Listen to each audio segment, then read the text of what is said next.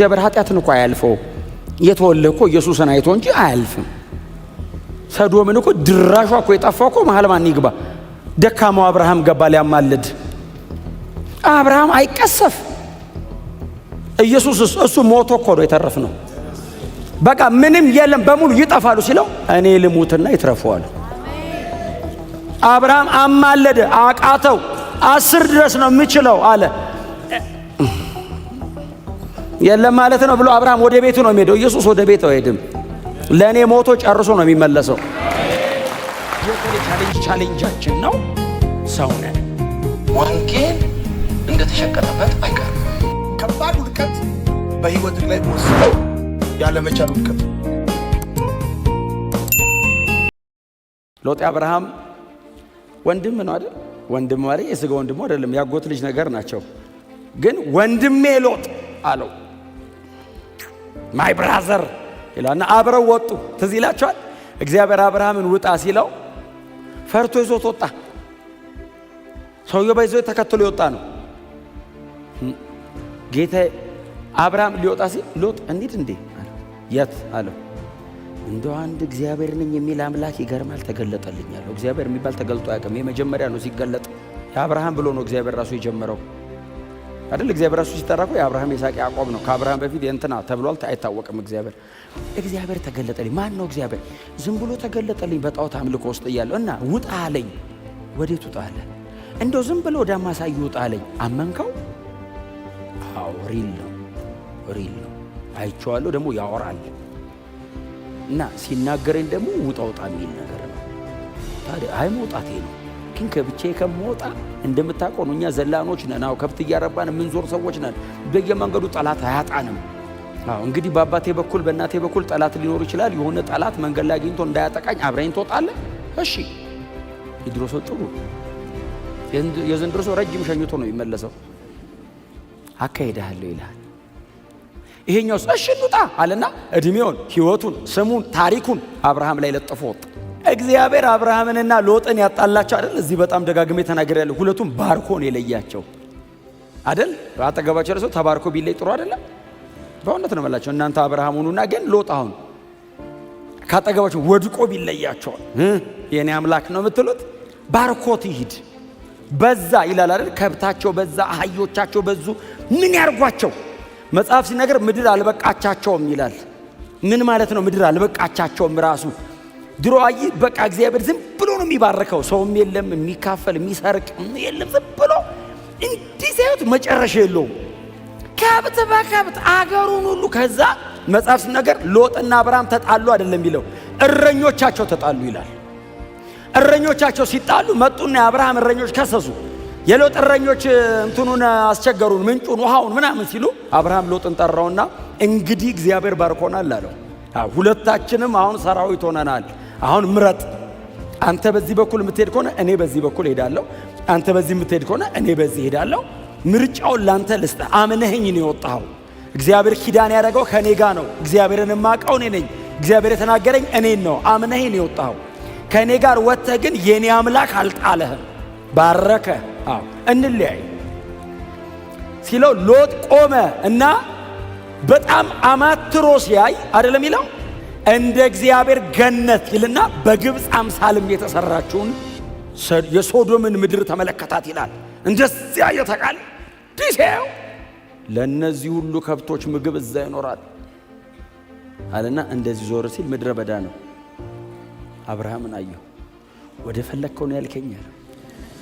አይ እጣ እንጣጣል አይደለም፣ ወደ ፈለግከው አለው። እግዚአብሔር ላያችሁ ላይ ኪዳን ያስቀምጥ።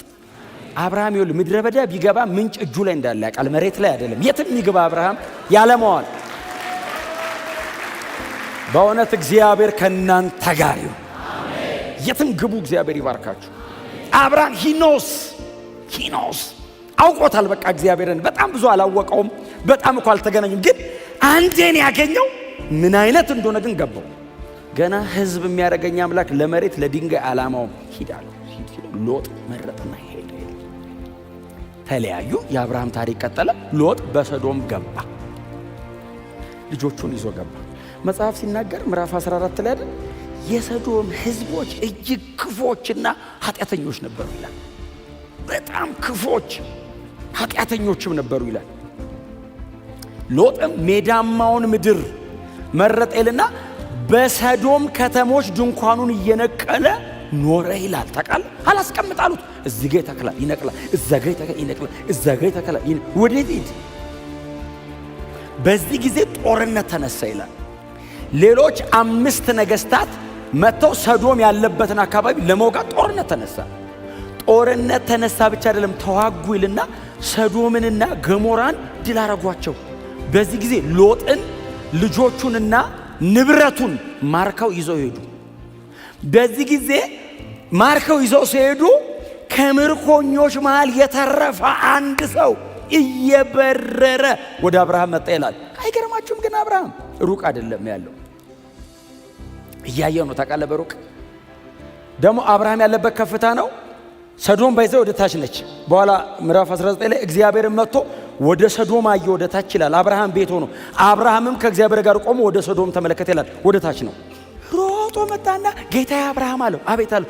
የእንትን አገሮች መጡ። እሺ ሰዶምን ድል አረጓት። ሎጥስ አለ ማረኩት። ሚስቱና ልጆቹ ተማርከዋል። ንብረት ውስጥ ተቃጥሏል። ታዲያ ይዘውት ሄደዋል። 318 በቤቱ ያሉ የተዘጋጁ ባሮች ነበሩት ይላል። ሰውየው እኮ አንተ ሰራ አገር ሆኗል። 318 ባሪያ የት ጋር እንዳፈራ መጽሐፍ ቅዱስ አይነግርም። ብቻ ነው ውጣ የተባለው እግዚአብሔር ሳይነግረን የሰጠው ማለት ነው። አሜን በሉ። ሁሉ ይጻፍ እንዴ? መጽሐፍ ቅዱስ አይበቃማ። ዝም ብሎ የሆነ ቦታ ሰርፕራይዝ ያደርጋል። 318 ባሪያ ጌታ መጣ ትላል። በቃ ነበሩ። እኔ ራሴ አላውቀውም ነበሩ፣ ግን በቃ አሉ። 318 ባሪያ እየተዋለደ ምን እያለ ያደገ ማለት ነው። ታጠቁ አለ። ጦራቸውን ያዙ ይላል። ተከትለዋቸው ሲደርሱ ማምሻውን ደረሱ ይላል። መጽሐፍ እንደዚህ ይላል። እኔ ይኸውላችሁ ሚሊተሪ ሳይንስ ያውቃል አብርሃም። በቡድን አድርጎ ነገራቸው ይላል። ወታደራዊ ሳይንስ እኮ ነው። ይኸውልህ አንተ በዛ በኩል ግባ፣ አንተ በዛ በኩል፣ አንተ በዛ በኩል፣ አንተ በዛ ሚሊተሪ ሳይንስ በደንብ አስታጠቃቸው፣ ነገራቸው። እሻሉ ሄዱልና ድል አረጉ፣ አሸነፉ። ሎጥን አዳነው ይላል። ቤቱን ታደገለት ይላል። መለሰው ይላል። ሲመልሰው ሎጥ በሰዶም ቀረ። ኦልሬዲ ከአብርሃም ጋር ተለያይተዋል። እንደ ኪዳን ገብቶባታል ሰዶም ውስጥ። ስለዚህ አብርሃም ወደ አገሩ ምርኮን ይዞ ተመለሰ። ሎጥ በሰዶም ቀረ ይላል። ከዛስ አብርሃም ውለታ ውዬልሃለሁ ና ባሪያዬን አላለውም። ኑሮህን ቀጥል፣ ችግር ካለ እመጣለሁ። መሀል ላይ የአብርሃም ታሪክ ነው። ከዛ የሚቀጥለው ኤሌዘር፣ አብርሃም፣ እግዚአብሔር፣ ጩኸት፣ ጭቅጭቅ፣ ለቅሶ፣ እንባ ምናምን ብዙ አጋር ምናምን። ከዛ መጽሐፍ ሲናገር ምዕራፍ 18 ላይ እግዚአብሔር አብርሃም ጋር መጣ። እግዚአብሔር አብርሃም ጋር የመጣው ወደ ሰዶም እያለፈ ነው። እግዚአብሔር ሰዶምን ሊያጠፋ ሲያልፍ ይላል በአብርሃም በኩል አለፈ። እግዚአብሔር ለአብርሃም ተገለጠለት ይልና ቀጥሎ ምንድነው የሚለው? አብርሃምም እባካችሁ እንግዶቼ አለ ይላል አይደል? መጽሐፉ የሚለው እግዚአብሔር ተገለጠለት ነው። አብርሃም ሲጠራቸውስ እባካችሁ። አብርሃም 3 አድርጎ ይጠራቸዋል። መጽሐፉ እግዚአብሔርም ብሎ ይመልሰዋል። 3ቱ መጡና አብርሃም ቤት መምሬ ዛፍ ስር ቁጭ ብሏል። አብርሃም መምሬ የሚባል ሰውዬ አለ፣ ልጆች ያሉት ዛፉ እሱ ነው ባይዘው እና አብርሃም የመምሬ ዛፍ በጣም ተለቅ ያለ ዋርካ ነገር ነው ማለት ነው። እንዲህ የአካባቢው አደባባይ እንደዚህ ወሎ ሰፈር አደባባይ እንደምንለው የመምሬ ዛፍ በጣም የሚታወቅ ቦታ ነው። አብርሃም መምሬ ዛፍ አካባቢው ቁጭ ብሏል። እግዚአብሔር መጣ አብርሃም ጋር። አብርሃም አንተ ጋር ነው የመጣሁት አለው። እግዚአብሔር መጣልኝ። ያው ታዲያ ቁጭ በላ፣ እንግዶች ቁጭ በሉ፣ የእግር ውሃ ላምጣላችሁ፣ እግራችሁን ልጠብ። የተከበረ ሰው ነው። 318 ባሪያ ያለው ሰውዬ ምንድን ያለው? ልክ ሲያገኙ እግራችሁን ልጠባ፣ ምግብም ላምጣ፣ ትንሽ ቆዩ፣ ትንሽ እያለፍኩ ነው ማለት ትንሽ እባክህ ትንሽ ቁጭ አለ። እግዚአብሔር ሮጦ ሳራ ጋር ገባ። በይቶሎ በይ ቂጣ ጋግሪ። ለምን? 3 እንግዶች ደጅ ተቀምጠዋል። ሳራ እያለፉ ነው። እግረ መንገድ እንዳይመስልሽ የሆነ ነገር ሰርተው ነው የሚሄዱት ነው ቤት። እግዚአብሔር በሌላ በኩል አይሄድም፣ በላይ አይሄድም እንዴ? ማን ይከለክለዋል? በላይ ቢሄድ ለምን በዚህ መጣ? አብርሃም ፈልጎ ነው። አሜን ብሎ የዛሬ ዓመት ይስሐቅ ያለው በዚህ የዛን ቀን ነው። ወደ ሰዶም እየወረደ ነው። በዚህ ቀስ ብሎ መጥቶ የዛሬ ዓመት ብሎ ሄደ። የዛሬ ዓመት ድጋሚ ይመጣሉ አለው። ድጋሚ ሲመጣ ሳራ ወንድ ልጅ አቅፋ ነው የሚመጣው አለው። እግዚአብሔር የዛሬ ዓመት እመጣለሁ ብሎ ሲሄድ አይመሽም ታጋለና አይመሽ አይነጋ ስትዘጋጅ አልቀህ ነው የምትጠብቀው። ሳይነግረን እኮ ሲመጣ ነው ጥሩ። የዛሬ ዓመት እመጣለሁ ያለው የዛን ቀን ነውና ምግብ አዘጋጅ ያላት። ከዛ በጣም የሰባውን አይደለም ይለው የሰባውን ወሰደልና መጽሐፍ በጣም በጥንቃቄ እንደጻፈው መጽሐፍ ስጋው ልል ነበር ይላል። ሲያኝቁት እንዳይከብድ አመጣ እኮ ለዚህ አመጣ፣ አረደ፣ አዘጋጀ፣ ቂጣ ተጋገረ፣ አምጥቶ አስቀመጠ። ብሉ ጠጡ ብሉ። እግዚአብሔር እንደዚህ ያለው ሳራ የታለች አለ። እግዚአብሔር ሁሌ ነው ቼክ የሚያደርገው። ሳራስ ቆናቻው ብቻ ናት ተታይ በሉት ውስጥ ሳራ የታለች ሲለው አራ አለች ድንኳኑ ደጅ ጋር ናት ሲለው ንገራት የዛሬ ዓመት ወንድ ልጅ ትወልድልሃለች ሲለው ሳራ ስማ ደጅ አካባቢ ና ባይዘ ሀፋፍ ድንኳኑ ውስጥ ብለች ሳራ ሲባል ሰምታ እየሰማች እንዲህ እየሰራች ባንድ እጇ የዛሬ ዓመት ትወልዳለች ሲል እየሰራች እኮ ነው። እቃ ኮሽኮሽ እያረጋች ካት ብላ ሳቀች። እግዚአብሔር እንደዚህ ለምንድን ነው ሳቀች ሲል አረ ጌታ ያልሳኩም ስትል የዛሬ ዓመት ወንድ ልጅ ትወልጃለሽ አትሳቂ፣ ብትስቂም ችግር የለውም ስሙን ይስሐቅ ብየዋለሁ ብሎ እግዚአብሔር ተነሳ። የአብርሃምን ጉዳይ ጨርሶ የሚያምነውን አድኖ ወደ ሰዶም እየሄድኩ ነው። ለምን አለው? ላጠፋው ነው። ካታስትሮፊዮ አይደለም የሚለው ቃሉ። ካታስትሮፊዮ ማለት ባይዘ ከሰማይ እሳት ወርዶ ማቃጠል ብቻ ሳይሆን አብሴንድ ዳውን ልገለብጠው ነው አገሩ ነው አለ። እንዲህ ልገለብጠው ነው አለ። ያለው እንዲህ ልከድነው ነው አለ። አጠፋዋለሁ አለ ሰዶምን። መጽሐፍ እንደዚህ ይላል፣ አብርሃምም እግዚአብሔርን እየተከተለ እግዚአብሔር ሆይ አለው። አቤት አለው። እየሄደ ነው። ስማ እንዳያጠፋ እኮ እያዘገየው ነው። እግዚአብሔር ሆይ አለው። እግዚአብሔር መለስ ብሎ አቤት አለው። እንደው አትቆጣኝ፣ አንዴ በፊት መናገር ጀምሬ የለ። አዎ እንደው እባክህ አትቆጣኝ። ደግሞ የምድር ሁሉ ዳኛ ይሄንን ያደርጋል። እግዚአብሔር እንደዚህ ያለው አንተ እኮ የምድር ሁሉ ዳኛ ነህ። አንተ እንዲህ ካረክ እኮ በቃ ከተማ ዓለም ጠፋ። የምድር ሁሉ ዳኛ ይሄን ያደርጋል እንዴ? እንደው ግን ህዝቡ ብዙ አይደለም 50 እንደው ደህና ሰው ጻድቅ እንደው አንተን የሚፈራ ካገኘ ከተማዋን ትተዋታለህ አለው። 50 ካለ አላጠፋም እየወረድኩ ነው ቆጥራቸዋለሁ አለው። ስማ አብርሃም ሰዶምን ያውቃታል። አይኖሩም አለ። እኔ መች ጠፋኝ ሰዶም ሎጥ ብቻ ነው ያለው። እርግጠኛ ነኝ ግን ሎጥን ለማዳን ነው እሱ እየተጨቃጨቃ ነው። ታውቃለህ ጨረሰ ልታጠፋ ነው ወይ እኮ ነው ጭቅጭቁ።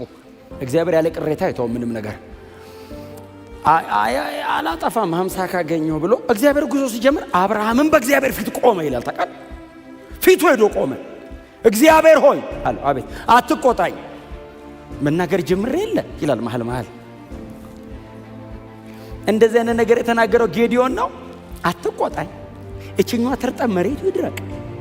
እሺ ሰደር እንደው አትቆጣኝ እችኛዋ ትድረቅ መሬቱ ይርጠብ። የድሮ ሰው እኮ አሪፍ ነው። አይ ስፔሲፊክ ነው ጉዳዩ። ህይወት አይደል እንዴ? ህይወት ነው ድንገት አይደል? እግዚአብሔርን ብሎ ነው የወጣው።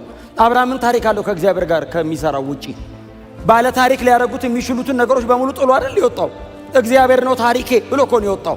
እና ጉዳዩ ሲሪየስ ነው። እግዚአብሔርም አይቆጣውም። እኔም ብለን የወጣው እነግርሃለሁ ጠይቀኝ። ከዛ እንደዚህ ያለ እግዚአብሔር በእውኑ ከወዳጄ ከአብርሃም የምሰውረው ነገር ይኖራል? አይኖር አልሰውርም፣ ጠይቀኝ ልመልስልህ።